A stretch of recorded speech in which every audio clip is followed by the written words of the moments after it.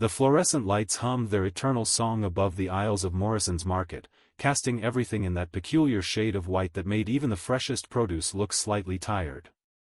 David Chin moved through the store with the quiet efficiency of someone who had learned to see everything while appearing to notice nothing at all.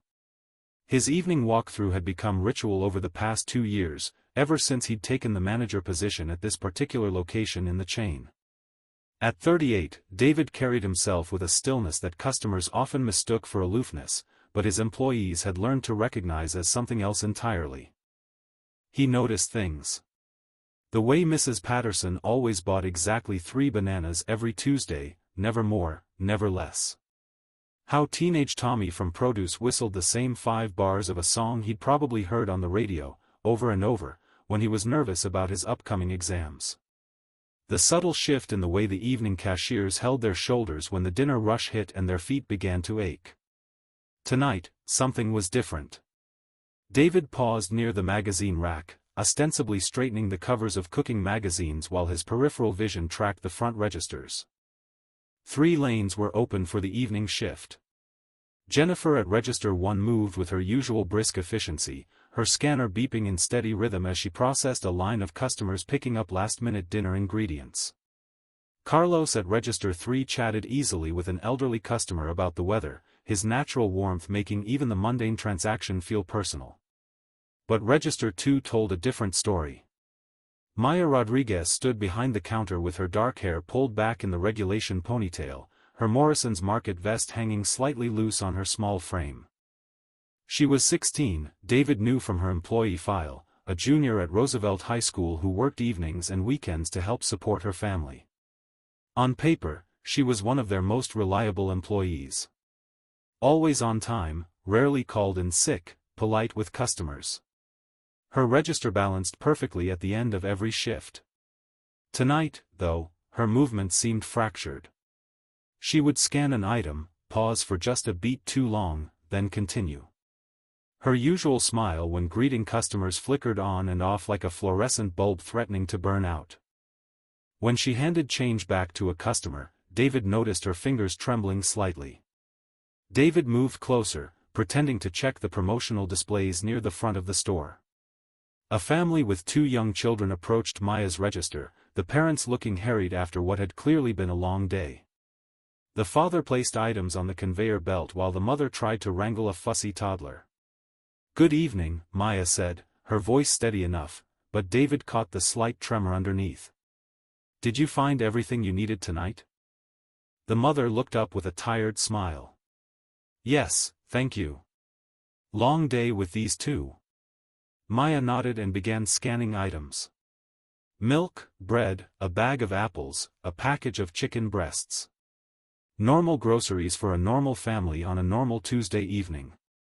But as she reached for the bag of apples, something shifted. Her hand hesitated in midair, and David saw her shoulders tense as if she just remembered something painful. The apple bag slipped from her fingers, hitting the scanner with a soft thud. A few apples rolled across the counter and onto the floor behind her register. "Oh, I'm so sorry," Maya said, her voice higher now, strained. "Let me get those for you." She knelt to retrieve the scattered apples, and David saw her take a shaky breath while she was down there, hidden from the customer's view. When she stood back up, her professional smile was firmly in place, but her eyes held something that made David's chest tighten with recognition. "It's no problem at all," the father said kindly. "Take your time." Maya finished the transaction with mechanical precision, but David noticed how she avoided making direct eye contact with the family's children. When the little girl, maybe 4 years old, waved goodbye to her with chubby fingers, Maya's smile faltered completely for just a moment. After the family left, Maya stood very still behind her register, staring down at the scanner as if it held answers to questions she was afraid to ask. The next customer in line, an impatient-looking man in a business suit, cleared his throat loudly. "Excuse me," the man said, his tone sharp. "Are you going to ring me up or not?" Maya startled, looking up with wide eyes. "Yes, of course. I'm sorry. Good evening." As she began scanning the man's items, David made his decision. He had learned long ago that sometimes the most important part of managing people wasn't managing at all. It was simply seeing them. He approached the service desk where Janet, the assistant manager, was counting down one of the registers. "Janet," he said quietly, "I need you to take over register 2 in about 10 minutes. Send Maya to the break room when you're ready." "Everything okay?" Janet asked, glancing toward Maya's register. "Just need to check in with her about something," David replied. "Nothing urgent." The truth was, it felt very urgent indeed. David had spent the first 15 years of his career learning to read the signs, to recognize when someone was carrying more than they could handle. Before Morrison's Market, before the evening shifts and inventory counts and employee schedules, he had been Dr. David Chen, licensed clinical psychologist specializing in trauma counseling for children and adolescents. That felt like a lifetime ago now. He watched Maya ring up the businessman's groceries, her movements still too precise, too controlled. When people worked that hard to appear normal, David had learned, it usually meant normal had become something they could no longer take for granted. The businessman paid and left without a word of thanks. Maya stood alone at her register for a moment, and David saw her press her lips together tightly, as if holding something in by sheer force of will. "Where in the world are you listening to this story tonight?" David thought to himself as he observed the scene unfolding before him, knowing that somewhere, someone else might be recognizing these same signs in their own life or workplace. "What time is it where you are as you hear about Maya's struggle?" David moved toward register 2, his steps measured and calm. He had hung up his psychology credentials 2 years ago when grief and single parenthood had required him to completely rebuild his life. But some instincts, he was learning, never really went away. "Maya," he said softly as he approached her register. "When Janet comes to relieve you, could you meet me in the break room? I'd like to chat with you for a few minutes." She looked up at him with those eyes that held too much knowledge for someone who should still be worried about prom dates and college applications. "Am I in trouble, Mr. Chen?" "No," David said, his voice gentle but firm. "You're not in trouble at all. I just want to make sure you're okay." Something flickered across her face then, a mixture of relief and fear that David recognized from countless therapy sessions in his former life. The look of someone who desperately wanted help but had learned not to trust that it would come. "Okay," Maya said, her voice small. "I'll be there in a few minutes." David nodded and walked away, but he could feel the weight of whatever Maya was carrying as if it were a physical presence in the store. The fluorescent lights hummed overhead, the registers beeped their steady rhythm, and customers moved through the aisles selecting items for their evening meals, completely unaware that at register 2, a 16-year-old girl was fighting a battle that no child should ever have to face alone. In the break room, David waited and wondered if the skills he had set aside when he became a single father might be exactly what was needed now. Some doors, once opened, could never be fully closed again. And sometimes, that was exactly how it was supposed to be. The break room at Morrison's Market had seen countless conversations over the years. Employees celebrating promotions, commiserating over difficult customers, sharing birthday cake and baby photos. Tonight, it felt different as David arranged 2 chairs across from each other near the small table by the window. Maya appeared in the doorway 5 minutes later, her vest replaced with a plain gray sweater that seemed to swallow her slight frame. She moved carefully, as if sudden movements might shatter something fragile inside her. "Please, sit down," David said, gesturing to the chair across from him. "Can I get you some water? Coffee?" "Water would be good," Maya replied, her voice barely above a whisper. David retrieved a bottle from the small refrigerator and handed it to her, noting how she accepted it with both hands to keep them steady. He settled into his own chair, maintaining the relaxed posture he had perfected during his years of practice. "Open, non-threatening, patient. Maya," he began gently, "I've noticed you seem a bit overwhelmed lately. Is there anything going on that I should know about? Anything I might be able to help with?" For a moment, she said nothing. She twisted the cap off the water bottle, took a small sip, then stared at the table between them. Her dark hair fell forward, creating a curtain that partially hid her face. "I'm fine," she said finally. "Just tired. School and work, you know. It's a lot sometimes."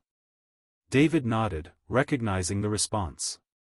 In his former life, he had heard those exact words hundreds of times from teenagers who were anything but fine. The key was not to push, not yet. Let them set the pace. "That makes sense," he said. "Junior year is tough. Are you thinking about college applications yet?" A shadow crossed her face. "Maybe. I don't know. My grades are okay, but college costs money we don't have." "There are scholarships available," David offered. "Financial aid. Sometimes there are more options than people realize." Maya's laugh was sharp and bitter, a sound that seemed too old for her young face. "Scholarships require recommendation letters and essays about overcoming challenges. Some challenges aren't the kind you want to write about." David felt something tighten in his chest. The way she said it, the careful distance in her voice when she mentioned challenges, triggered every instinct he had developed over years of working with traumatized children. Before he could respond, the break room door burst open. A middle-aged woman stormed in, her face flushed with anger, still clutching a crumpled receipt in her fist. "Excuse me," the woman snapped at David, "but I need to speak with a manager about the incompetent child you have working register too." "Ma'am," David said, standing slowly, his voice calm but firm. "This is the employee break room. If you have a concern, I'd be happy to discuss it with you at the customer service desk." "No," the woman said, pointing an accusatory finger at Maya, who had gone very still in her chair. "She needs to hear this. She practically threw my groceries at me, gave me the wrong change, and when I asked her to be more careful, she just stared at me like she was in some kind of trance." David glanced at Maya, whose face had gone pale. Her hands were clasped tightly in her lap, knuckles white with tension. "I understand you're frustrated," David said to the customer, stepping slightly between her and Maya. "But I need to ask you to let me handle this appropriately. Maya, why don't you stay here? I'll walk this customer to the front desk and we can resolve the issue there." But Maya was already standing, her chair scraping against the linoleum floor. "No, it's okay," she said, her voice strangely flat. "She's right. I messed up her order. I'm sorry." The customer crossed her arms. "Sorry doesn't fix my evening being ruined. I want her written up or fired. This is unacceptable customer service." David watched Maya's face as the words hit her. He saw the exact moment when something inside her cracked. Her breathing became shallow, her eyes wide and glassy. She was somewhere else entirely, no longer in the break room but trapped in some other moment, some other place where harsh voices meant danger. "That's enough," David said firmly to the customer. "You need to leave this room immediately. We'll address your concerns properly at the customer service desk." But Maya wasn't listening to either of them anymore. She had wrapped her arms around herself, rocking slightly in a way that David recognized immediately. He had seen this response before, in children who had learned that angry voices were often followed by worse things. The customer was still talking, still demanding action, but David's full attention was on Maya now. He approached her slowly, keeping his voice low and steady. "Maya," he said softly. "You're safe. You're in the break room at Morrison's Market. Can you hear my voice?" She nodded, but barely. Tears had started streaming down her face, silent and steady. "I need this customer to leave right now," David said over his shoulder to the woman, his voice carrying an authority that brooked no argument. "Janet will help you at the customer service desk." The woman huffed and stormed out, muttering about poor management and terrible service. David barely registered her departure. All his focus was on the 16-year-old girl in front of him who was fighting to breathe normally. "Maya," he said again, crouching down so he was at her eye level. "Can you tell me 5 things you can see in this room?" It was a grounding technique, something he had used countless times before. Maya's eyes darted around the room, still wide with panic but beginning to focus. The vending machine, she whispered. The clock on the wall. The schedule posted by the door. Your Morrison's Market name tag. The coffee maker. Good, David said. Now 4 things you can touch. She reached out tentatively. The table. My sweater. The chair. The water bottle. 3 things you can hear. The air conditioning. Voices from the store. My heartbeat. 2 things you can smell. Coffee. That vanilla air freshener someone always uses in here. 1 thing you can taste. Fear, she whispered, then looked surprised at her own honesty. David nodded, settling back into his chair but staying close enough that she would know he wasn't going anywhere. The panic attack was subsiding, but the underlying cause remained. He had just witnessed something that confirmed his worst suspicions about what Maya Rodriguez was carrying alone. The silence in the break room stretched between them like a bridge neither was sure they should cross. Maya sat with her hands wrapped around the water bottle, using its coolness to anchor herself in the present moment. David remained in his chair, close enough to offer comfort but far enough away to avoid making her feel trapped. I'm sorry, Maya said finally, her voice hoarse from crying.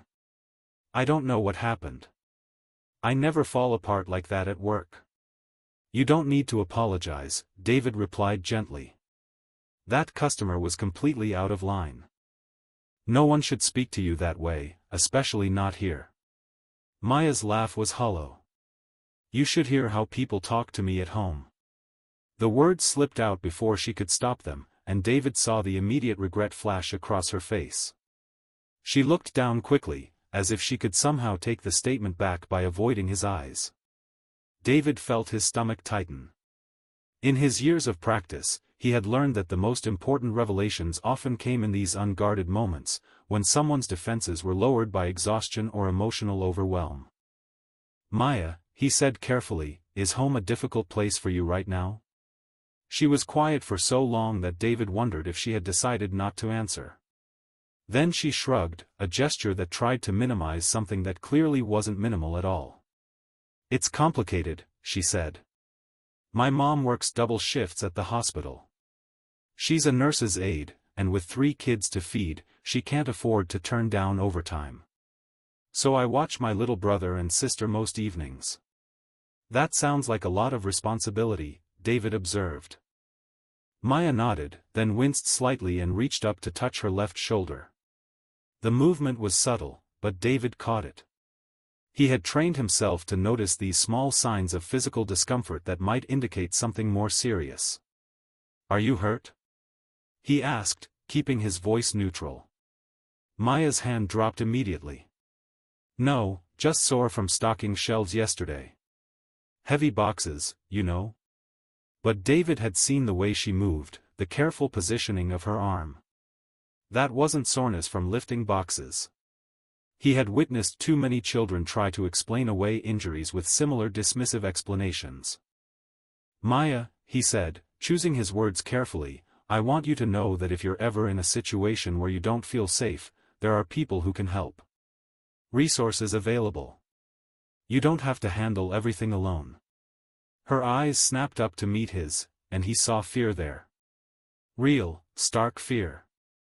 I don't know what you think is happening, she said quickly, but everything's fine. My family's fine. I just get stressed sometimes, like any teenager. David nodded, recognizing the defensive response. Pushing too hard now would only make her retreat further. But he couldn't unsee what he had observed, couldn't ignore the training that was telling him this girl was in danger. Of course, he said.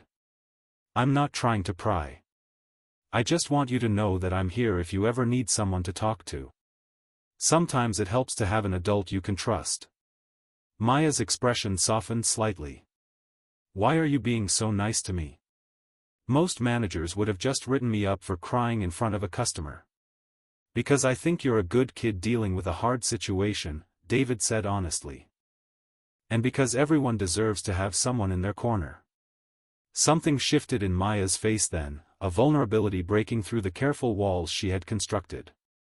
For a moment, she looked exactly like what she was, a 16-year-old girl who was carrying far too much weight on her narrow shoulders.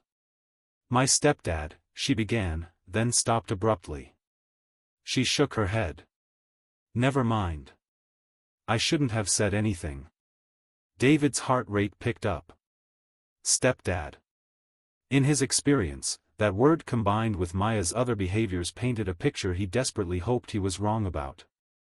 "Maya," he said gently, "if someone is hurting you or your siblings, there are ways to get help. Safe ways." She stood up suddenly, the chair scraping against the floor.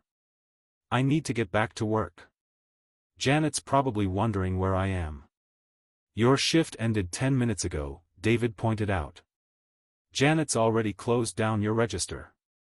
Maya looked genuinely surprised, as if she had lost track of time completely. "Oh.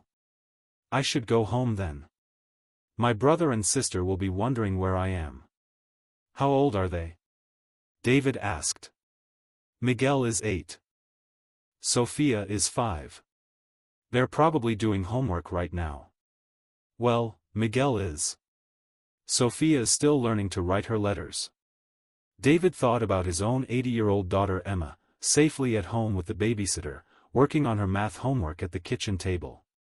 The contrast between Emma's secure world and what he suspected Maya's siblings might be experiencing made his chest tight with protective anger. Maya gathered her things, moving with that same careful precision he had noticed at her register. As she reached for her backpack, her sweater rode up slightly, and David caught a glimpse of what looked like finger-shaped bruises on her forearm. The sight hit him like a physical blow. He had seen those marks before, in examination rooms and police photographs and case files that still haunted his dreams. Someone was hurting this child, and from her fierce protectiveness toward her siblings, he suspected they might be in danger too. "Maya," he said as she headed toward the door. "Will you promise me something?" She turned back, eyebrows raised. "Promise me that if you or your siblings ever need help, you'll call me. Day or night. I'm going to give you my cell phone number." He pulled out his business card and wrote his personal number on the back. Maya stared at it for a long moment. "Why would you do that for me?" she asked. "Because everyone deserves to be safe," David said simply. "Especially kids." Maya took the card, studying it as if it contained some kind of secret code. "Thank you, Mr. Chen. I probably won't need it, but thank you." As she left the break room, David remained seated, staring at the door long after it had closed behind her. Every instinct he possessed was screaming that Maya Rodriguez and her siblings were in immediate danger. The careful way she moved, the defensive responses, the fear in her eyes when she mentioned her stepdad, the bruises he had glimpsed on her arm. He pulled out his phone and stared at it for a long moment.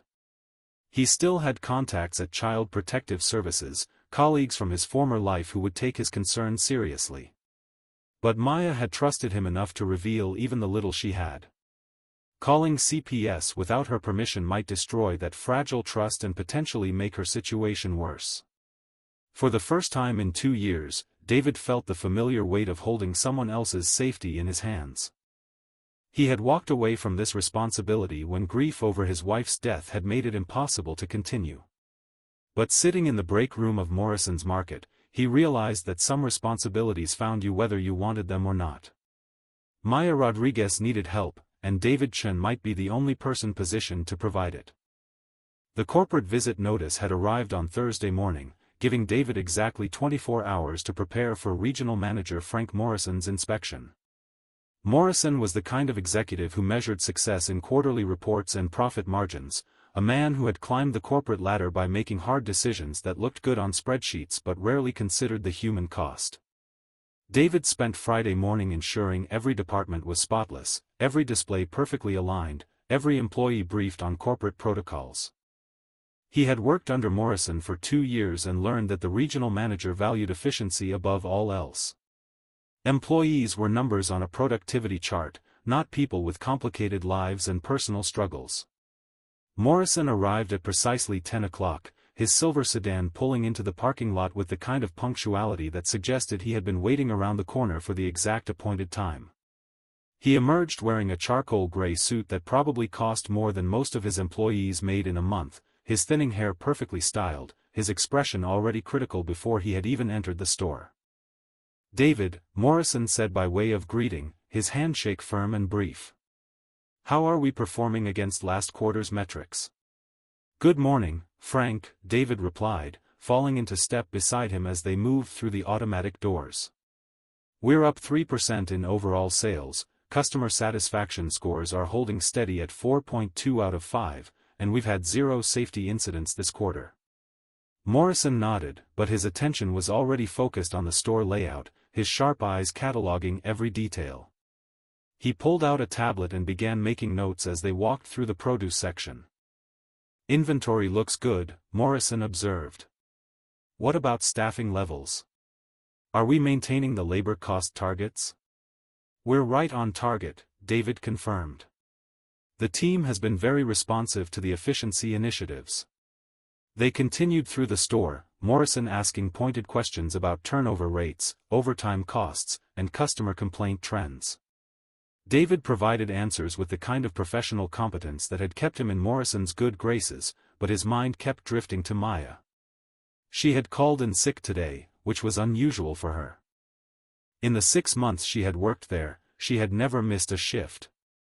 As they approached the front registers, Morrison's attention sharpened. "This is where we see the real customer interaction," he said. "How are your cashiers performing?" "Very well overall," David replied. "We've had consistently positive feedback about customer service, and accuracy rates are above company standards." Morrison pulled up something on his tablet. "Actually, I've been reviewing the individual performance metrics, and there are some concerns." He scrolled through data that David couldn't see from his angle. "Maya Rodriguez, Register 2. Her transaction speeds have been declining over the past month, and there was a customer complaint filed yesterday about unprofessional behavior." David felt his jaw tighten. That complaint was completely unwarranted. The customer was verbally aggressive toward Maya, and she handled the situation appropriately. "I reviewed the security footage myself." Morrison's eyebrows rose. "You reviewed security footage for a single customer complaint? That seems like an excessive use of management time." "Maya is one of our best employees," David said carefully. "She's reliable, accurate, and well-liked by both customers and co-workers. One difficult interaction doesn't change her overall record." Morrison made a note on his tablet. "Her productivity numbers suggest otherwise. Transaction speed is down 15% from her baseline, she's requiring more manager assistance than other cashiers, and now we have a documented complaint." "These are red flags, David." "She's a 16-year-old juggling school and work," David replied, working to keep his voice even. "A slight dip in performance doesn't warrant disciplinary action, especially given her overall contribution to the team." Morrison stopped walking and turned to face David directly. His expression was cool and professional, but there was steel underneath. "David, I appreciate your loyalty to your employees, but we can't let personal feelings override business decisions. This girl is becoming a liability." "She's not a liability," David said, his protective instincts flaring. "She's a kid who might be going through a rough patch. Good management means supporting employees through challenges, not throwing them away at the first sign of difficulty." Morrison's smile was thin and humorless. "Good management means maintaining standards and protecting the company's interests. If Maya Rodriguez can't perform her job duties consistently, she needs to be replaced with someone who can." David felt something cold settle in his stomach. "Are you ordering me to fire her?" "I'm ordering you to put her on probation," Morrison replied. "Document every performance issue, every customer interaction, every deviation from standard protocol. If she doesn't show immediate improvement, terminate her employment. We can't afford to carry dead weight." "Frank," David said, choosing his words carefully, "Maya comes from a challenging home situation. Her job here might be the only stable thing in her life right now. Firing her could have serious consequences beyond just employment. Morrison's expression hardened. I don't pay you to be a social worker, David. I pay you to run a profitable store. Employee personal problems are not our concern unless they affect performance, and in this case, they clearly are. The conversation was interrupted by the arrival of the morning shift supervisor, Janet, who approached with obvious reluctance. David could see in her face that she had overheard at least part of the discussion. Excuse me, Mr. Chen, Janet said quietly. Maya called again. She won't be in today either. She sounded really upset. Morrison immediately seized on this information. 2 consecutive no-shows, he said, making another note. That's grounds for immediate termination under company policy. She called in sick, David corrected firmly. That's not a knows-how. Convenient timing, Morrison replied dryly. Right after a customer complaint and during a regional visit. Seems like avoidance behavior to me. David felt his professional composure beginning to crack. Maya was one of the most dedicated employees he had ever supervised. Her recent struggles were clearly linked to something serious happening in her personal life, something that required understanding and support, not corporate punishment. Frank, he said, making one more attempt at reason, give me 2 weeks to work with Maya. Let me provide additional training and support. If you don't see improvement after that, we can revisit the situation. Morrison studied him for a long moment, his expression calculating. You seem unusually invested in this particular employee, David. I hope your judgment isn't being clouded by inappropriate personal attachment. The implication hung in the air between them, ugly and insulting. David felt heat rise in his face, but he forced himself to remain calm. My judgment is based on 2 years of observing Maya's work ethic and character, he said evenly. She deserves a chance to address whatever challenges she's facing. Morrison closed his tablet with a decisive snap. 1 week, David. Document everything. If Maya Rodriguez doesn't show dramatic improvement in that time, she's gone. And if I have to come back here to address this situation personally, it won't just be her job on the line. The threat was clear. David's own position would be at risk if he continued to protect Maya. As Morrison walked away to continue his inspection, David stood alone near the registers, feeling the weight of an impossible choice settling on his shoulders. Maya needed her job, probably more than Morrison could possibly understand. But she also needed help that went far beyond anything a grocery store manager could officially provide. David stared at the empty register too, knowing that in 1 week's time, it might be permanently vacant unless he could find a way to protect a girl who was already fighting battles that no 16-year-old should face alone.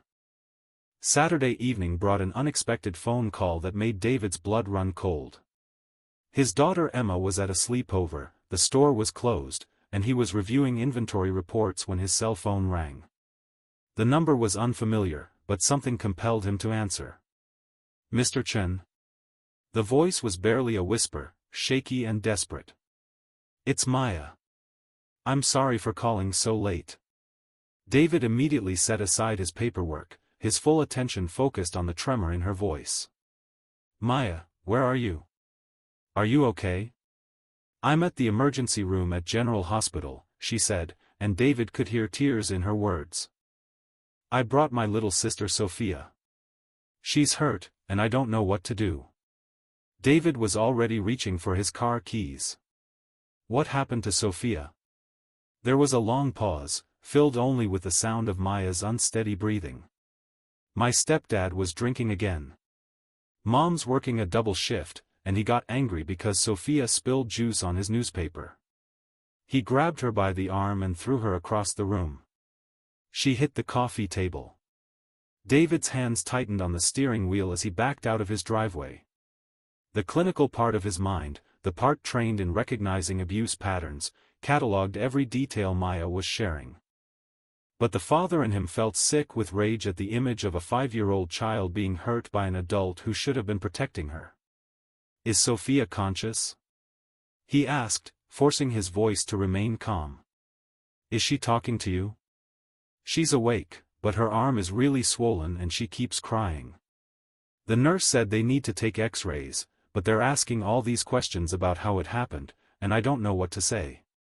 David understood immediately. Emergency room staff were trained to identify abuse, especially when injuries to children didn't match the explanations given. Maya was caught between protecting her family and telling the truth that could tear them apart. "Maya, listen to me," David said as he navigated through traffic toward the hospital. "Tell them exactly what happened. Sophia needs proper medical care, and the doctors need to know the truth to help her. But what if they take us away?" Maya's voice broke completely. "What if they put Miguel and Sophia in foster care? What if they split us up?" The raw fear in her voice transported David back to countless conversations he'd had with children facing the same impossible choice.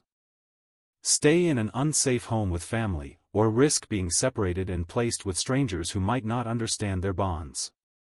"Maya," he said gently, "there are people whose job it is to keep families together safely when possible. But right now, Sophia needs medical attention, and all three of you need protection." He could hear Maya crying openly now, the kind of deep, wrenching sobs that came from months of carrying unbearable weight alone. "I'm so scared, Mr. Chen. I've been trying to keep them safe, but I can't do it anymore. He's getting worse." "Where is Miguel right now?" David asked. "At home with him. I was afraid to leave Miguel alone, but Sophia was hurt so badly, and I didn't know what else to do. What if he hurts Miguel while I'm gone?" David pulled into the hospital parking lot, his mind racing through options. In his former career, he would have immediately contacted Child Protective Services and law enforcement. But Maya had called him, trusted him enough to reach out in her moment of greatest need. "Maya, I'm at the hospital now. Which emergency room are you in?" "The main one, near the front entrance. We're in room 7. "I'm coming to find you," David said. "You're not alone in this anymore." He ended the call and hurried through the automatic doors of the emergency department. The familiar smell of antiseptic and the sound of monitors beeping transported him back to his own worst night 2 years ago, when he had sat in a similar waiting room while doctors fought to save his wife's life after the car accident. Room 7 was easy to find.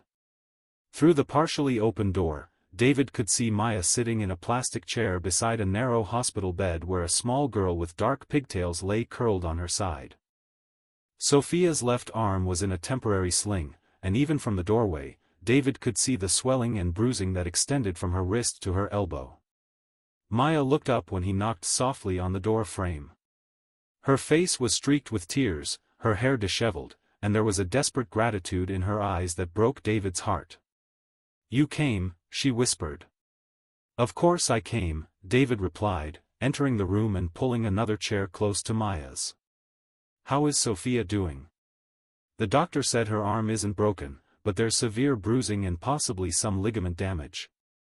They want to keep her for observation tonight." Maya's voice was hollow with exhaustion and stress. She looked like she had aged years in the past week, the weight of adult responsibilities crushing her teenage shoulders.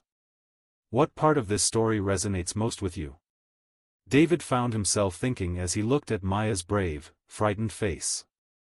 Have you ever felt the impossible burden of protecting someone you love while feeling powerless to change your circumstances? Share your thoughts about how communities can better support families in crisis. Maya continued talking, her words coming faster now as if a dam had broken. "The social worker wants to talk to me about what happened, but I'm terrified they'll take Sophia and Miguel away from me. I know our home isn't safe, but at least when I'm there, I can try to protect them. In foster care, they might be separated, and I wouldn't be able to watch over them." David leaned forward, his voice gentle but firm. "Maya, protecting your siblings is incredibly brave, but you shouldn't have to do it alone. And you definitely shouldn't have to choose between their safety and staying together. But what if there's no other choice?" Maya asked, her voice small and lost. "There are always other choices," David said, drawing on years of experience helping families navigate impossible situations. "But first, We need to make sure all three of you are safe. That has to be the priority. Sophia stirred on the bed, opening sleepy eyes that were too big for her small face. Maya immediately leaned over her, stroking her hair with infinite tenderness. "I'm here, baby," Maya whispered. "You're safe now." David watched the interaction and saw not just a teenage sister comforting a hurt child, but a young woman who had been forced to become a mother figure in circumstances no child should endure. Maya Rodriguez wasn't just an employee with performance issues.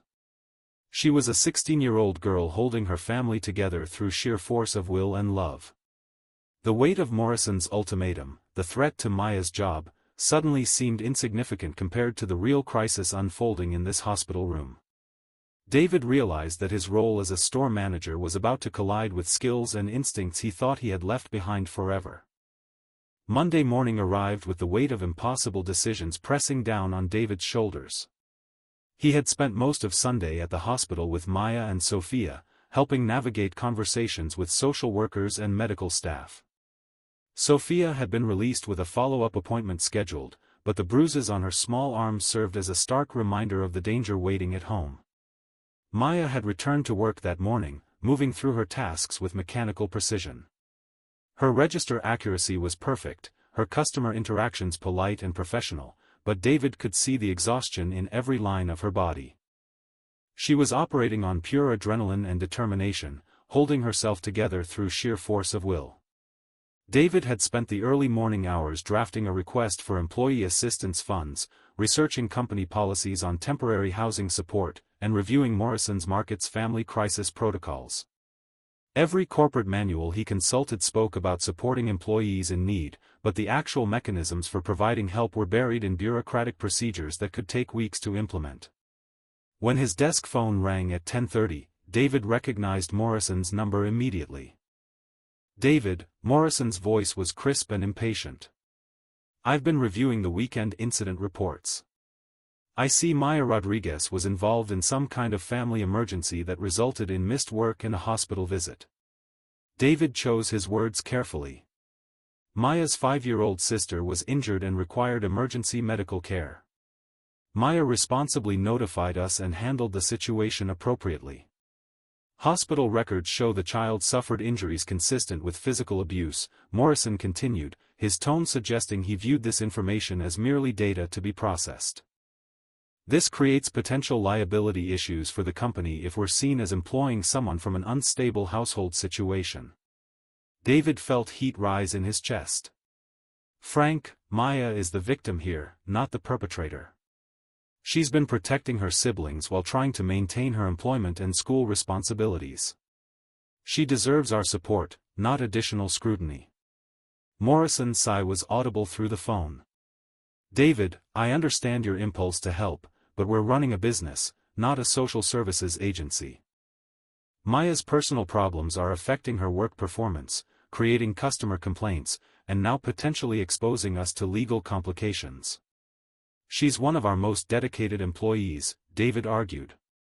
"Her recent struggles are directly related to trying to protect children from an abusive situation. Any temporary performance issues should be viewed in that context." "Temporary?" Morrison's voice sharpened. "This has been going on for weeks, and it's only getting worse. I've spoken with HR about the situation, and they agree that we need to minimize our exposure." David's grip tightened on the phone. "What exactly are you suggesting?" "I'm suggesting that Maya Rodriguez's employment represents a liability risk that we can no longer afford," Morrison replied. "Her personal circumstances, while unfortunate, are creating problems that extend beyond normal workplace challenges." "Frank," David said, working to keep his voice steady, "Morrison's Market has employee assistance programs specifically designed for situations like this. We have policies about supporting workers facing family crises. We have resources available that could help Maya stabilize her situation. Those resources are for employees dealing with temporary setbacks," Morrison replied dismissively. "This appears to be an ongoing pattern of dysfunction that's unlikely to resolve quickly. We can't carry an employee indefinitely while she sorts out her home life." David stood up from his desk, pacing as far as the phone cord would allow. What you're describing isn't support, Frank. It's abandonment. Maya needs this job now more than ever. Her income is probably the only thing keeping her family from complete destitution. And her family problems are affecting our bottom line, Morrison countered. Customer complaints, productivity issues, missed shifts, emergency situations requiring management time. When does it end, David? It ends when we provide the kind of support that helps her succeed, David said firmly. Flexible scheduling while she deals with court proceedings. Access to counseling services through our employee assistance program. Maybe even temporary financial assistance while she and her siblings get into a safe living situation. Morrison's laugh was cold and humorless. You're describing a level of investment that would cost more than simply hiring a replacement. This is exactly the kind of bleeding heart management that undermines profitability. This is exactly the kind of human decency that makes people want to work for us, David shot back, his professional composure finally cracking. Maya isn't a line item on a budget report, Frank. She's a 16-year-old kid trying to hold her family together while some adult beats her 5-year-old sister. The silence on the other end of the line stretched uncomfortably long. When Morrison spoke again, his voice carried a warning edge. David, I'm going to pretend I didn't hear you raise your voice to a regional manager over an entry-level employee's personal problems. But let me be very clear about something. Maya Rodriguez will be terminated by Friday unless there's a dramatic and immediate improvement in her performance metrics. No exceptions, no extensions, no appeals. Frank, David began, but Morrison cut him off. Furthermore, Morrison continued, if I receive any more reports of you spending company time on this employee's personal issues, I'll be forced to question your own fitness for management. HR has already noted that your involvement in this situation goes beyond normal supervisory duties. The threat hung between them like a blade. David understood immediately that his own job security was now tied to his willingness to abandon Maya when she needed help most. Is that all? David asked, his voice tight with controlled anger. That's all, Morrison replied. I trust you'll make the right decision for the company's interests. The line went dead, leaving David staring at the phone in his hand. Through his office window, he could see Maya at Register 2, serving customers with the same quiet professionalism she had always shown. She had no idea that the corporate machinery was already grinding toward her termination, that helping her family had sealed her fate in the eyes of people who measured human worth in productivity statistics. David sank back into his chair, Morrison's words echoing in his mind.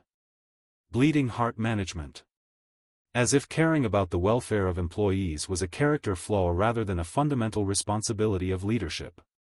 He pulled out Maya's personnel file and stared at her employment application, noting the careful handwriting, the references from teachers who described her as responsible and mature beyond her years.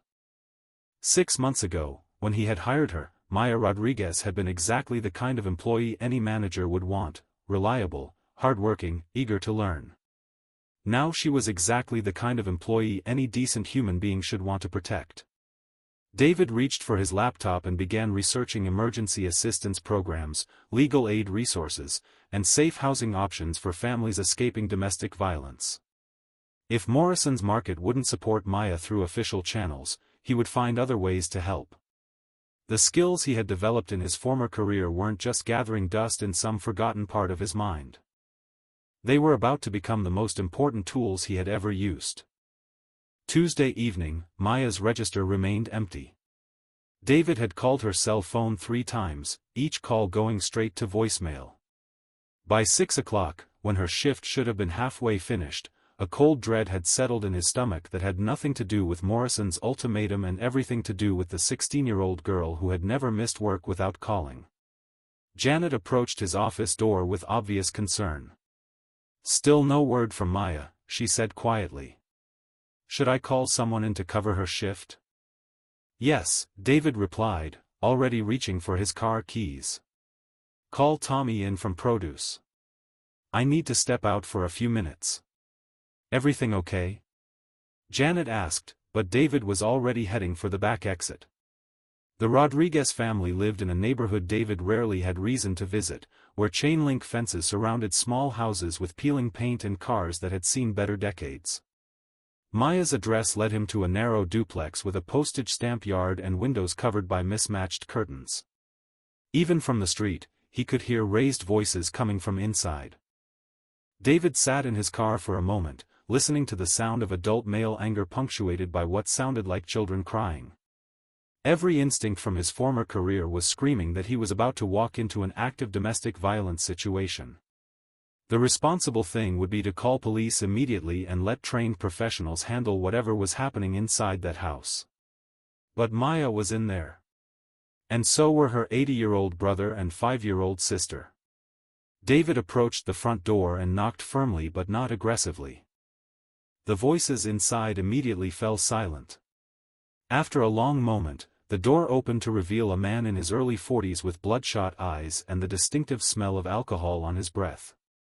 This had to be the stepfather Maya had mentioned. "What do you want?" the man asked, his words slightly slurred but his stance defensive. "I'm David Chen, Maya's manager at Morrison's Market," David said, keeping his voice calm and professional. "She didn't come to work today, and I wanted to make sure she was okay." "She's fine," the man replied quickly. "Just sick. You can go now." But David could see past him into the living room, where Maya sat on a worn couch with Sophia curled against her side and Miguel pressed close to her other shoulder. All three children looked terrified, and Maya's left cheek showed the unmistakable mark of a recent blow. "Actually," David said, "I'd like to speak with Maya for a moment if that's possible. We have some scheduling issues to discuss." The stepfather's eyes narrowed. "She's not working today. Come back tomorrow." "It'll just take a minute," David persisted, taking a careful step forward. "Maya, could I talk to you outside for a moment?" Maya looked up, and David saw relief flood her face when she recognized him. But before she could speak, her stepfather moved to block the doorway more completely. "I said she's not available," the man said, his voice rising with aggression. "You need to leave my property now." David's training kicked in automatically. He assessed the situation quickly: one adult male under the influence, 3 children who appeared frightened but not immediately injured, Maya showing signs of recent physical assault.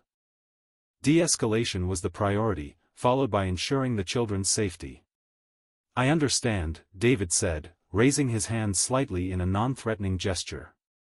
"I'm not here to cause any problems. I'm just concerned about Maya because she's a reliable employee, and it's unusual for her not to call in." "Well, she called in sick, so there's nothing for you to be concerned about," the stepfather snapped. "Now get off my porch before I call the cops." David caught Maya's eye over the man's shoulder and saw her mouth the word "help" so quietly he almost missed it. That single word made his decision for him. "You know what," David said, pulling out his phone, "maybe calling the police is a good idea. I'm sure they'd be interested in making sure everyone in the house is safe and healthy." The threat had its intended effect. The stepfather's belligerent posture wavered slightly as he processed the implications of police involvement. David pressed his advantage. "Maya," David called out, raising his voice enough to be clearly heard. "I need you to come outside so we can discuss your work schedule. It's important." "She doesn't need to go anywhere with you," the stepfather said, but his voice had lost some of its earlier aggression. Maya stood up carefully, helping Sophia and Miguel to their feet as well. "We'll just be outside for a minute," she said to her stepfather, her voice steady despite the fear in her eyes. The stepfather looked like he wanted to refuse, but David's presence and the implicit threat of police involvement seemed to have given him pause. He stepped aside reluctantly as Maya and her siblings moved toward the door. "5 minutes, the man said to Maya. "Then you get back in here." Once they were outside, David guided them toward his car, putting distance between the children and the house. Maya's face showed the full extent of her injuries in the better light: a swollen cheek, a split lip, and finger-shaped bruises on her upper arms. "Maya, what happened?" David asked gently. "He came home drunk again," Maya said, her voice hollow with exhaustion. Mom's working another double shift, and he was angry about bills or something. When Miguel asked for help with his homework, he just exploded. Are any of you seriously hurt? David asked, crouching down to get on the children's eye level. Sophia held up her arm, still in the sling from her previous injury. It hurts worse today, she whispered. Miguel, a serious-faced 80-year-old with his sister's dark eyes, spoke up. He hit Maya when she tried to protect us. He said next time he'd hit us harder. David felt a familiar cold rage settle in his chest, the same protective fury he had felt countless times when working with abused children. But this time it was different. This time, the children weren't just case files or therapy clients. Maya was his employee, someone he saw every day, someone who had trusted him enough to call for help. Maya, David said, standing back up, you and your siblings can't stay here tonight. It's not safe. But where can we go? Maya asked, tears beginning to stream down her bruised face. We don't have anywhere else. Mom won't be home until morning, and she needs this job. If we cause problems, he'll make her choose between us and him. David looked at the 3 children standing beside his car, all of them looking to him for answers he wasn't sure he could provide. Maya was right about the impossible position their mother was in. Leaving an abusive partner was complicated enough without adding economic desperation to the equation. But keeping the children in immediate danger wasn't an option either. Maya, David said, making a decision that would change everything, I'm going to help you figure this out. But first, we need to get you and your siblings somewhere safe for tonight. Can you trust me to do that? Maya nodded, wiping tears from her uninjured cheek. We trust you, Mr. Chen. We don't have anyone else. As David helped the 3 children into his car, he caught sight of the stepfather watching from the front window. The man's expression was a mixture of anger and calculation that made David's skin crawl. This situation was about to escalate, and Maya's family was caught in the middle of forces much larger and more dangerous than a simple workplace crisis. David pulled out his phone as they drove away, scrolling through contacts he hadn't used in 2 years. It was time to call in some favors from his former life, time to use skills he had thought he'd left behind forever. Maya Rodriguez and her siblings needed more help than a grocery store manager could provide, but Dr. David Chen had resources that might make all the difference. David drove the 3 children to a 24-hour diner on the edge of town, a place where they could sit safely while he made the necessary phone calls. Maya, Miguel, and Sophia huddled together in a corner booth, sharing a plate of French fries that David had ordered to give them something to focus on besides their fear. As the children ate, David stepped outside and dialed a number he hadn't called in over 2 years. Dr. Rebecca Martinez had been his closest colleague when he practiced psychology, specializing in family crisis intervention and emergency child protection services. David? Rebecca's voice was surprised but warm when she answered. I can't believe it's you. How are you holding up? Rebecca, I need your help, David said without preamble. I have 3 children in immediate danger from domestic violence. I need emergency-safe housing and intervention services tonight. There was a pause as Rebecca shifted into professional mode. Are you back in practice? I thought you were taking time off after Sarah's death. I'm not practicing, David explained quickly. I'm managing a grocery store now, but one of my employees is a 16-year-old girl trying to protect her siblings from an abusive stepfather. The situation just escalated, and they need immediate help. David, Rebecca said carefully, if you're not their therapist or caseworker, there are protocols for this kind of situation. You should contact Child Protective Services directly. I know the protocols, David replied, watching through the diner window as Maya helped Sophia drink from a glass of milk with her uninjured arm. But Rebecca, these kids trust me. Maya called me from the hospital when her sister was hurt. If I hand them over to the system without any advocacy or support, they'll be separated and traumatized all over again. Rebecca was quiet for a moment, and David could almost hear her weighing professional obligations against human need. Tell me about the children, she said finally. David found himself slipping back into the clinical language he had used for 15 years. Maya Rodriguez, 16, parentified child showing classic signs of chronic trauma exposure but remarkable resilience. She's been functioning as primary caregiver for her 80-year-old brother Miguel and 5-year-old sister Sofia while their mother works double shifts to support the family. He continued with the kind of detailed assessment that came as naturally as breathing. Sofia presents with recent physical injuries consistent with child abuse, previous emergency room visit documented. Miguel appears highly anxious but protective of his sisters. All 3 children demonstrate strong family bonds and age-inappropriate hypervigilance for danger cues. David, Rebecca interrupted, "You're giving me a complete psychological assessment. How long have you been observing these children?" 2 weeks of intensive observation, plus background information gathered through employment supervision and crisis intervention, David replied automatically, then caught himself. "I mean, I've been Maya's manager for 6 months, but I only started really seeing the signs recently." Rebecca's voice carried a note of professional respect. "Your assessment sounds thorough and accurate. What kind of immediate support are you requesting?" "Safe emergency housing where the siblings can stay together," David said. "Preferably with a family experienced in trauma-informed care. Advocacy support for the mandatory reporting process to ensure the children's voices are heard. And coordination with law enforcement to document the abuse without re-traumatizing the victims." "I can make some calls," Rebecca said. "There's a family in the foster care network who specializes in emergency placement for sibling groups. The Hendersons have been doing this for 20 years, and they understand the importance of keeping families together when possible." "That would be perfect," David said, feeling some of the tension in his shoulders ease. "David," Rebecca continued, "I have to ask. Are you considering returning to practice? Because what you're describing, the way you're approaching this situation, it's exactly the kind of work you were born to do." David looked back through the diner window, where Maya was quietly explaining something to Miguel while Sofia leaned against her shoulder. "Right now I'm just trying to help 3 kids who need someone in their corner." But Rebecca pressed gently.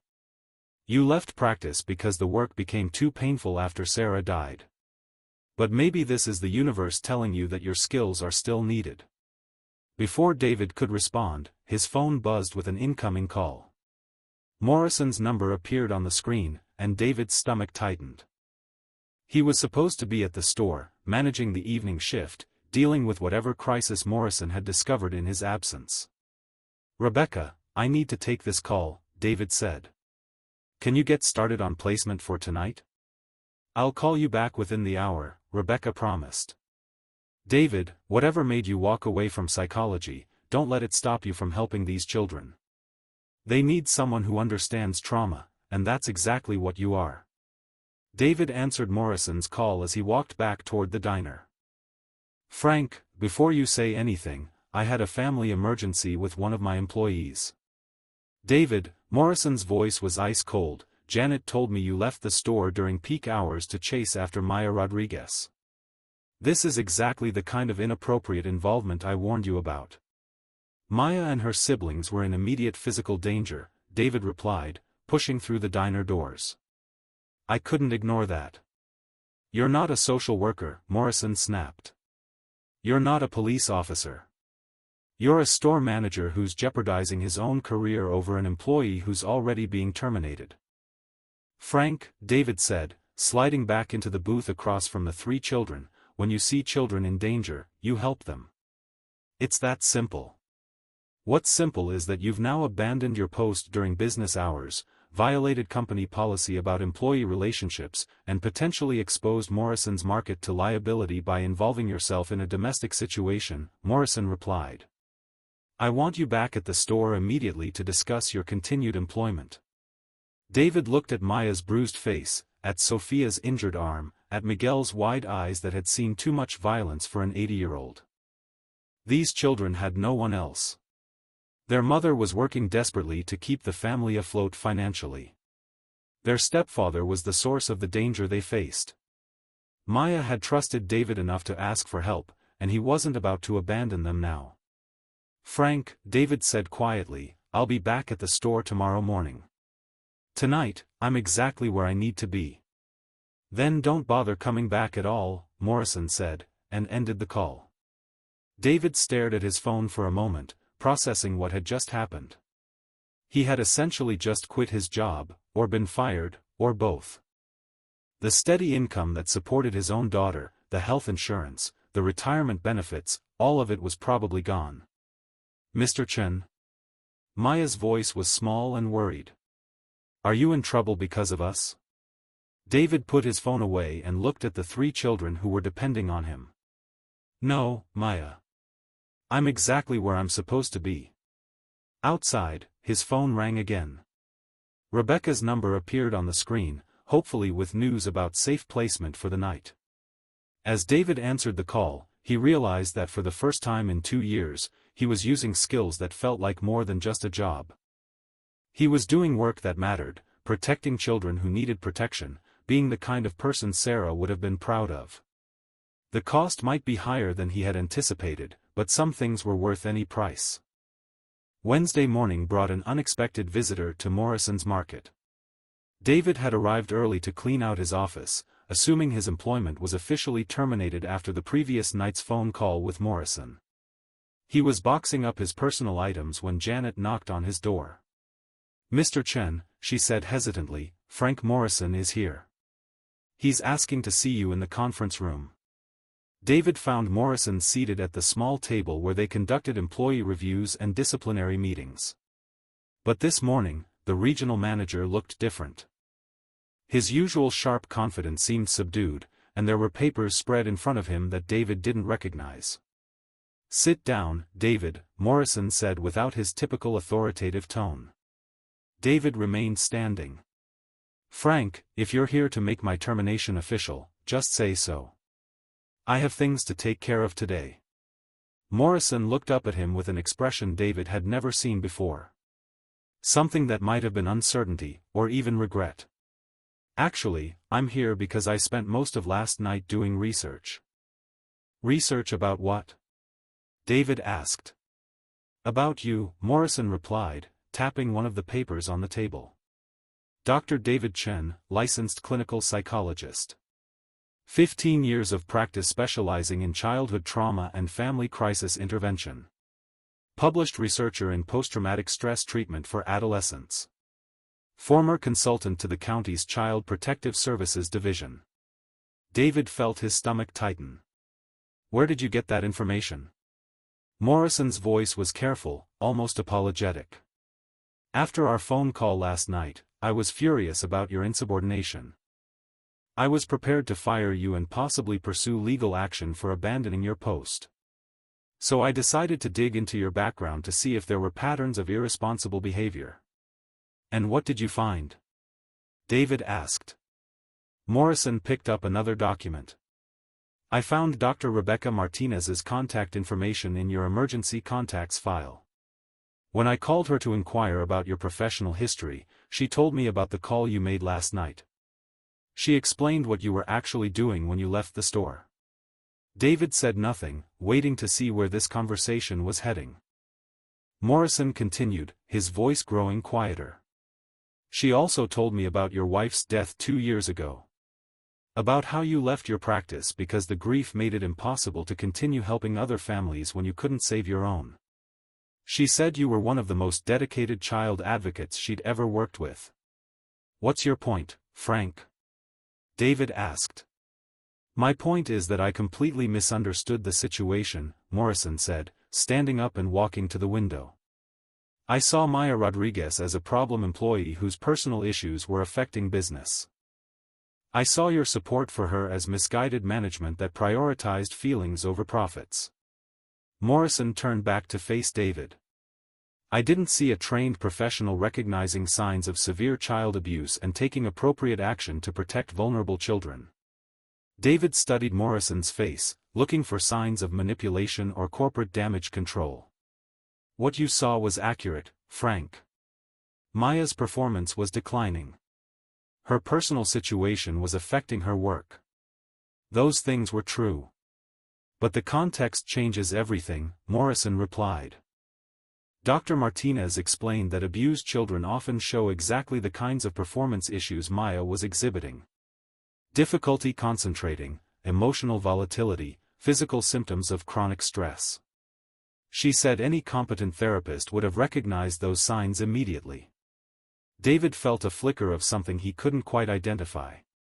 Not vindication exactly, but perhaps relief that someone finally understood what he had been seeing. Maya was displaying classic trauma responses. Her declining performance wasn't laziness or incompetence. It was a 16-year-old brain trying to function under impossible stress. Morrison sat back down heavily. David, I owe you an apology. More than that, I owe Maya and her siblings an apology. My insistence on treating this as a simple performance issue could have resulted in those children remaining in a dangerous situation. David remained standing, still processing this unexpected turn in the conversation. Frank, what happened with the children last night?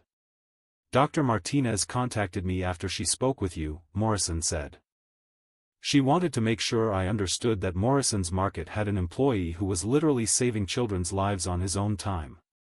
She told me about the emergency placement, the coordination with CPS, the safety planning you helped implement. Morrison pulled out another document. She also told me that this morning, Maya's stepfather was arrested based on the evidence you helped gather and the children's testimony. Maya and her siblings are safe, and their mother is working with social services to ensure they stay that way. David felt his knees go weak with relief. He had spent the night worrying about whether he had done enough, whether the children would be safe, whether his intervention had actually helped or potentially made things worse. There's something else, Morrison continued. Dr. Martinez suggested that Morrison's Market might want to consider developing a more comprehensive employee assistance program. She said having someone with your expertise available to recognize and address family crisis situations could prevent serious problems before they escalate. David stared at Morrison, trying to understand what he was suggesting. Are you offering me my job back? I'm offering you a different job, Morrison replied. Corporate has been discussing the need for a regional employee wellness coordinator.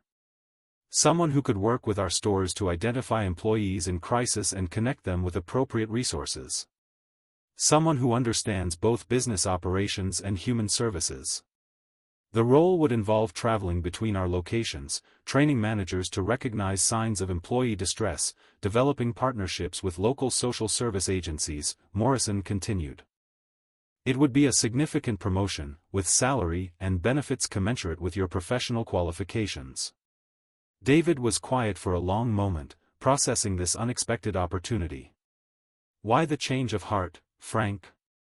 Morrison's expression was genuinely remorseful. Because I realized that my job is supposed to be about maximizing human potential, not just minimizing costs. Maya Rodriguez wasn't a liability to be managed. She was a valuable employee facing an extraordinary challenge who needed support, not abandonment. Morrison stood up again, extending his hand toward David.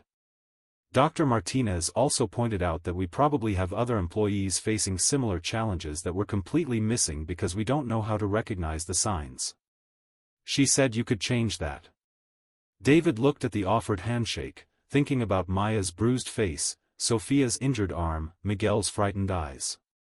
He thought about all the other employees across Morrison's Market locations who might be carrying similar burdens alone, hoping someone would notice and care enough to help. What about Maya? David asked.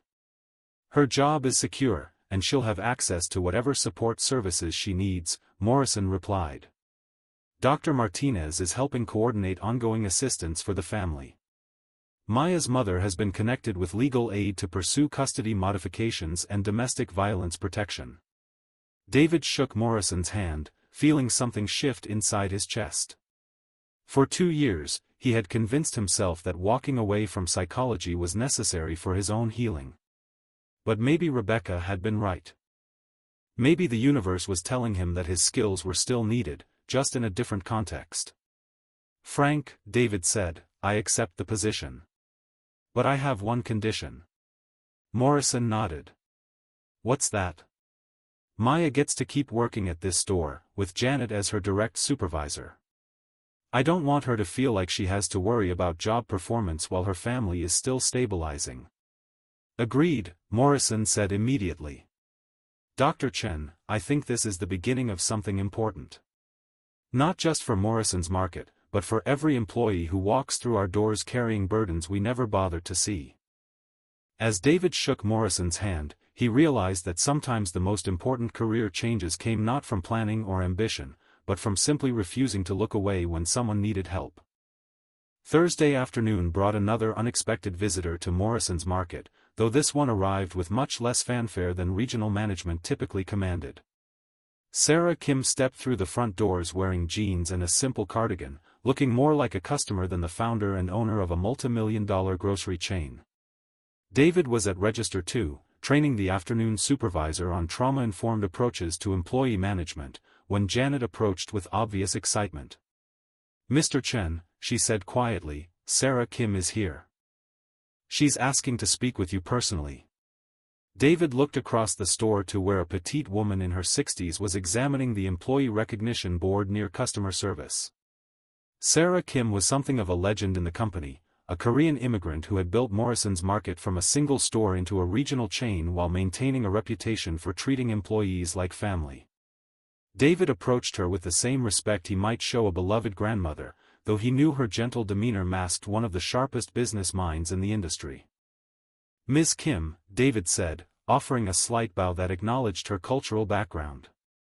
"I'm David Chen. I understand you wanted to speak with me." Sarah turned to him with eyes that seemed to see everything at once. "Dr. Chen," she said, her voice carrying just a hint of Korean accent. "I came as soon as Frank Morrison told me what happened here this week." David felt a flutter of uncertainty. He still wasn't sure if his new position was entirely secure, despite Morrison's apparent change of heart. "Please, let's talk in my office." As they walked through the store, Sarah stopped to greet several employees by name, asking about their families and remembering details about their lives that amazed David. When they reached his office, she declined his offer of a chair and instead stood looking at the family photo on his desk. "Your daughter?" she asked, pointing to the picture of Emma at her last birthday party. "Yes, that's Emma. She's 8. Sarah nodded thoughtfully.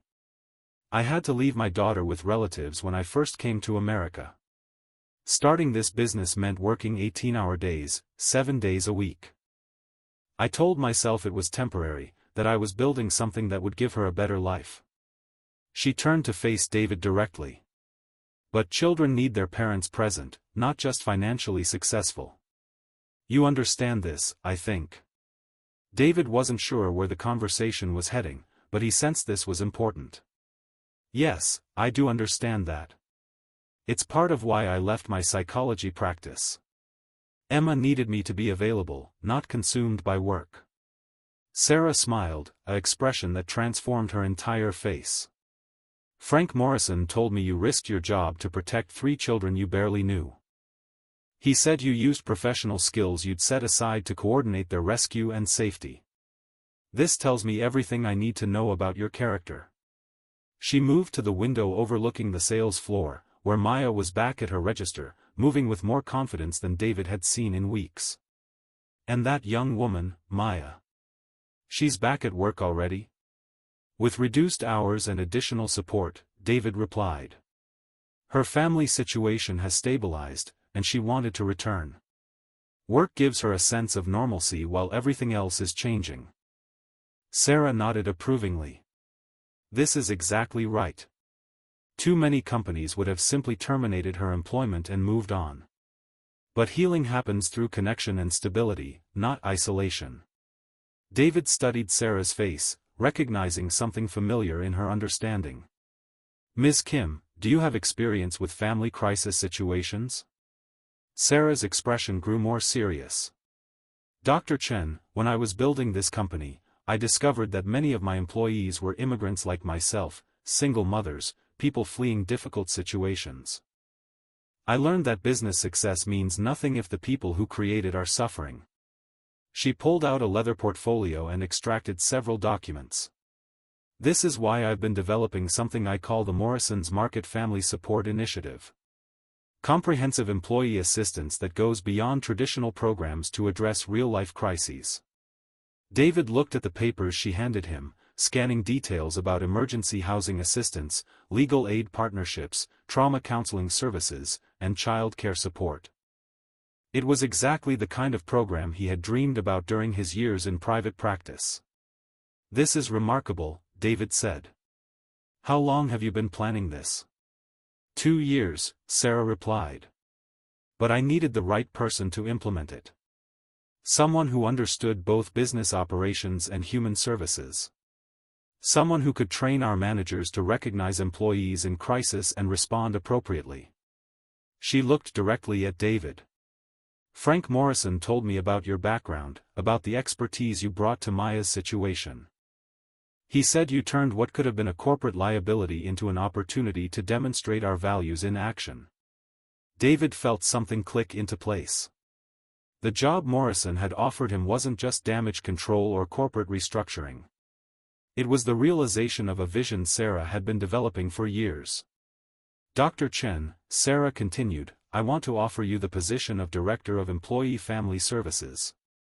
You would oversee the implementation of support programs across all Morrison's market locations, train management staff, and coordinate with community resources to help our employees thrive." The scope of what she was describing was breathtaking. It would mean returning to work he was passionate about, but in a completely different context. Instead of treating trauma after the fact, he would be preventing it by creating supportive workplace communities. "Ms. Kim," David said carefully, "this sounds like exactly the kind of work I've always wanted to do. But I have to ask, what made you decide to invest in this level of employee support?" Sarah's smile returned, though this time it carried a note of sadness. "Because 30 years ago, I was Maya Rodriguez. Alone in a new country, working multiple jobs, trying to protect my family while barely speaking the language. No one helped me then, and I promised myself that if I ever had the power to change that for others, I would." She gestured toward the sales floor. "Every employee out there has a story, Dr. Chen. Some are struggling with addiction, others with domestic violence, some with immigration issues or financial crises. Traditional business models see these as problems to be managed or eliminated. I see them as opportunities to demonstrate that human dignity and business success can coexist." David thought about Maya's courage in asking for help, about Morrison's transformation from corporate enforcer to ally, about the ripple effects that could spread from one person choosing to see rather than look away. "There's something else," Sarah added. "I want Maya Rodriguez to be our first family support ambassador. She would share her story with other employees who might be facing similar challenges, helping them understand that asking for help is a sign of strength, not weakness." David looked through the window at Maya, who was helping an elderly customer with her groceries, her natural compassion evident in every interaction. The idea of Maya becoming an advocate for other vulnerable employees felt perfect, a way to transform her trauma into a source of healing for others. "Ms. Kim," David said, "I accept the position. And I think Maya will be honored to be part of this initiative." Sarah extended her hand to shake his, her grip firm and warm. "Dr. Chen, I believe we're about to change how American businesses think about employee welfare. We're going to prove that taking care of people isn't just the right thing to do, it's the smart thing to do." As David shook her hand, he realized that Maya's crisis had set in motion something much larger than anyone could have anticipated. What had started as one manager refusing to abandon a vulnerable employee was becoming a model for how companies could support their workers through life's inevitable challenges. Sometimes the most important changes began with the smallest acts of human decency. Friday morning marked exactly 1 week since Morrison had issued his ultimatum about Maya's employment. Instead of a termination meeting, David found himself in the conference room coordinating the first formal case review under Morrison's Market's new family support initiative. The table was surrounded by people he never would have imagined working together a week ago. Maya sat beside her mother, Elena Rodriguez, a tired-looking woman in her early 40s who wore scrubs from her hospital job. Dr. Rebecca Martinez had driven in from the county to provide clinical oversight. Sarah Kim attended via video call from corporate headquarters. Even Morrison was present, though his role had shifted dramatically from prosecutor to supporter. David opened the folder containing Maya's case documentation, drawing on skills he had thought he'd abandoned forever. "Maya," he began, using the same gentle but professional tone he had once used in therapy sessions, "can you tell everyone how you're feeling about the changes in your family situation?" Maya looked around the table nervously, then straightened her shoulders with the same courage she'd shown throughout this ordeal. "It's scary," she said quietly. "But it's also the first time in 2 years that I've felt like maybe things could actually get better." Her mother reached over and squeezed her hand. Elena's voice was thick with emotion when she spoke. "I want to thank everyone here for protecting my children when I couldn't. Working 2 jobs, I missed the signs of how bad things had gotten at home." Dr. Martinez leaned forward. "Elena, recognizing abuse while you're in survival mode trying to support your family is incredibly difficult. You're not to blame for someone else's violence." David consulted his notes, transitioning into the clinical assessment mode that felt increasingly natural. "Based on my observations and Dr. Martinez's evaluation, all 3 children are showing remarkable resilience. Sophia's physical injuries are healing well, Miguel's anxiety levels have decreased significantly since the home environment stabilized, and Maya is demonstrating healthy coping mechanisms." Morrison, who had been quietly taking notes, looked up. "What kind of ongoing support does the family need to maintain this progress?" David had prepared extensively for this question. "Elena has been connected with legal aid to finalize custody arrangements that permanently remove the children from their stepfather's influence. The family is receiving temporary housing assistance while Elena transitions to a single-income household. Maya has been matched with a trauma-informed counselor who specializes in adolescent parentification recovery." He turned to Maya directly. "Maya, Dr. Martinez and I have also discussed the possibility of you becoming involved in our new peer support program. You would share your experience with other employees who might be facing similar challenges, helping them understand available resources." Maya's eyes widened. "You want me to help other people?" Sarah Kim's voice came through the video call speaker with warmth and authority. "Maya, your courage in asking for help when you needed it most could inspire other young people to speak up before their situations become as dangerous as yours did." "But what if I don't know what to say?" Maya asked. "What if I'm not good at helping people?" David smiled, remembering countless similar conversations with young trauma survivors who couldn't yet see their own strength. "Maya, you've been helping people your entire life. You protected your siblings, maintained your job performance under incredible stress, and found the courage to trust an adult when you needed support. Those are exactly the qualities that make someone an effective peer advocate." Dr. Martinez nodded agreement. "We would provide training and ongoing supervision.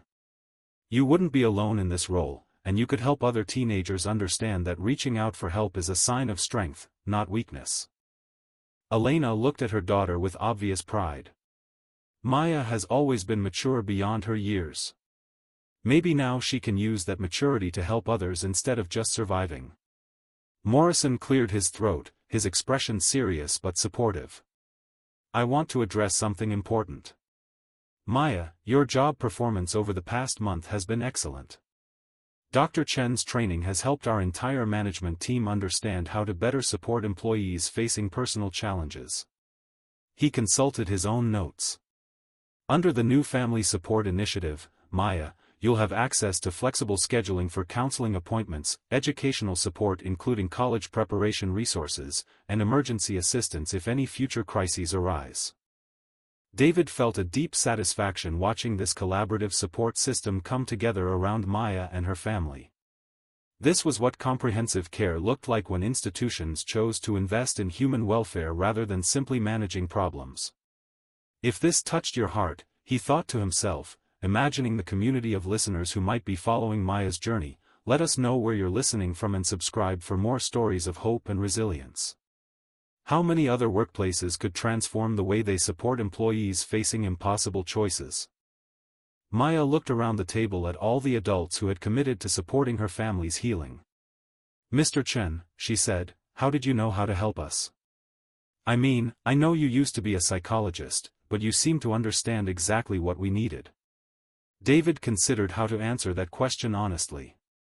Maya, I think when you've experienced loss yourself, you become more attuned to recognizing when others are in pain. After my wife died, I thought I needed to walk away from helping people because it hurt too much. But this week taught me that sometimes the pain you've survived is exactly what qualifies you to help others survive theirs. Dr. Martinez smiled. David, that's one of the most accurate descriptions of post-traumatic growth I've ever heard from a practitioner. Sarah Kim's voice came through the speaker again. Dr. Chen, Maya, this case is going to serve as our model for implementing family support services across all Morrison's Market locations. You've proven that businesses can be forces for healing in their communities when they choose to see employees as whole human beings rather than just workers. Elena wiped tears from her eyes. 6 months ago, Maya was just trying to survive each day while protecting her brother and sister. Now she's going to help other families avoid the trauma we went through. It feels like a miracle.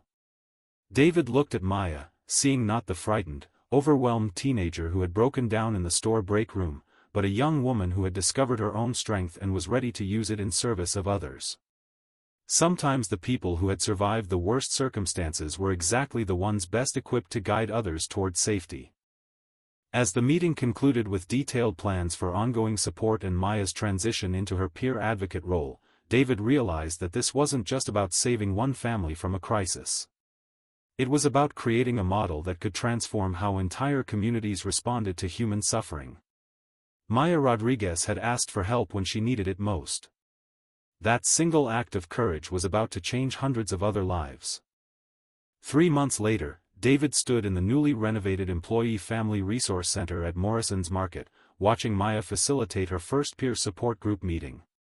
The space had been transformed from a storage room into a welcoming area with comfortable seating, children's toys for employees who needed to bring their kids, and a small kitchen where people could share meals while discussing difficult topics. Maya sat in a circle with 4 other employees, her voice steady and compassionate as she shared her story. I know what it feels like to think you have to handle everything alone, she was saying to a young father whose wife had recently been diagnosed with cancer. For months, I thought asking for help would make me weak or cause more problems for my family. David watched from the doorway, remembering the frightened teenager who had broken down in the store break room. That girl still existed somewhere inside Maya, but she had been joined by a young woman who had discovered that surviving trauma could become a source of strength for others facing similar challenges. The transformation extended far beyond Maya herself. Elena Rodriguez had been promoted to a supervisory position at the hospital after completing a management training program funded by Morrison's Market Educational Assistance. Miguel and Sofia were thriving in their new school, both showing remarkable resilience in their recovery from the trauma they had experienced. Dr. Chen, Janet approached with a tablet in her hand. You have 3 new referrals from the West Side location.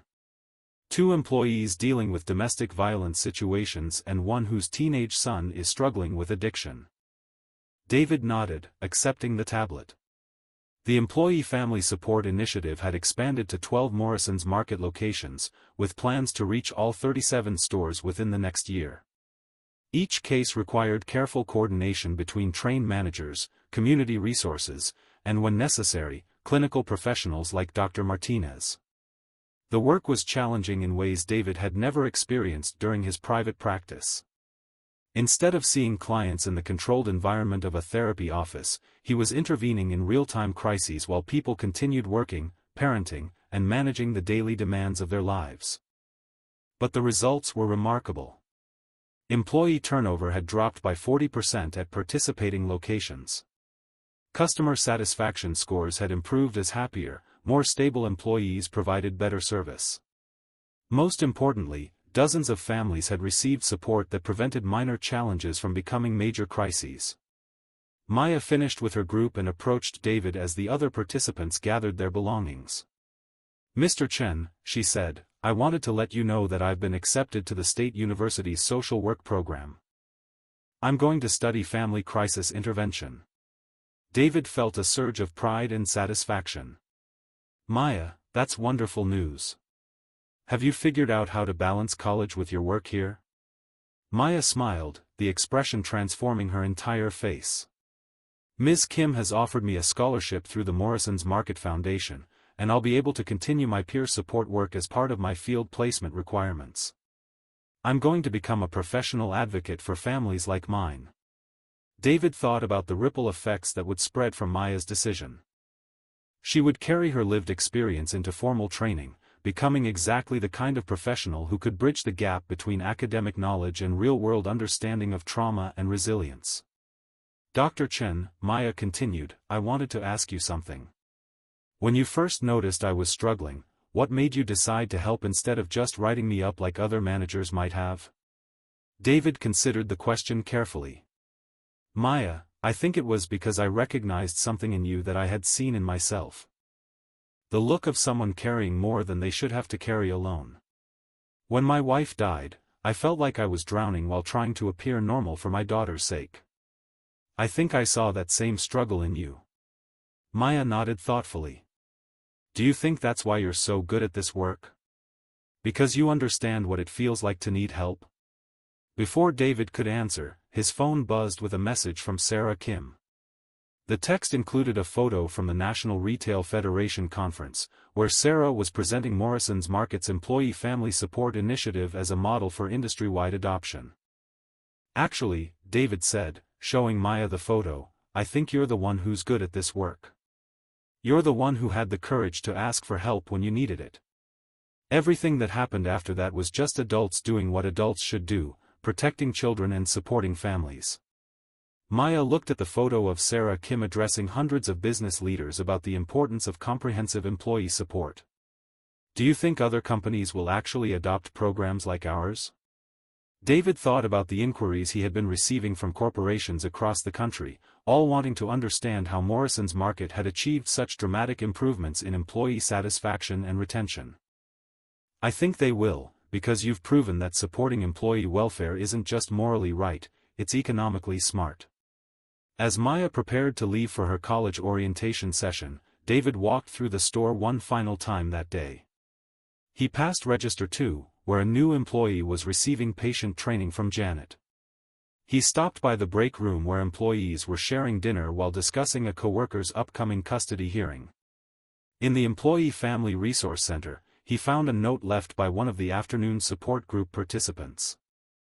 Dr. Chen, it read, thank you for creating a place where people can admit they need help without being afraid of losing their jobs. You saved my family just like you saved Maya's. David folded the note and put it in his pocket, adding it to the growing collection of similar messages he had received over the past 3 months. Each one represented a family that had found stability, children who were safer, parents who had learned they didn't have to face impossible challenges alone. His phone rang, and Emma's voice filled the car as he drove home. Dad, how was work today? Did you help more people? David smiled, thinking about Maya's acceptance to college, about the families who had found safety through the support programs, about the managers across the Morrison's Market chain who were learning to recognize signs of employee distress and respond with compassion rather than discipline. Yes, sweetheart, he said. I helped people today. And they helped me too. As David pulled into his driveway, he reflected on the journey that had brought him to this moment. 6 months ago, he had been a grocery store manager trying to rebuild his life after devastating loss. Tonight, he was Dr. David Chen again, but in a completely different way. He was using his expertise not to treat trauma after it had already damaged families, but to create communities where people could ask for help before they reached crisis. Maya Rodriguez had changed everything by finding the courage to whisper help when she thought no one was listening. David had changed everything by choosing to hear her and respond with the full weight of his professional expertise and human compassion. Together, they had proven that sometimes the most important transformations began with the smallest acts of human decency, and that businesses could be forces for healing when they chose to see employees as whole human beings deserving of support, dignity, and hope.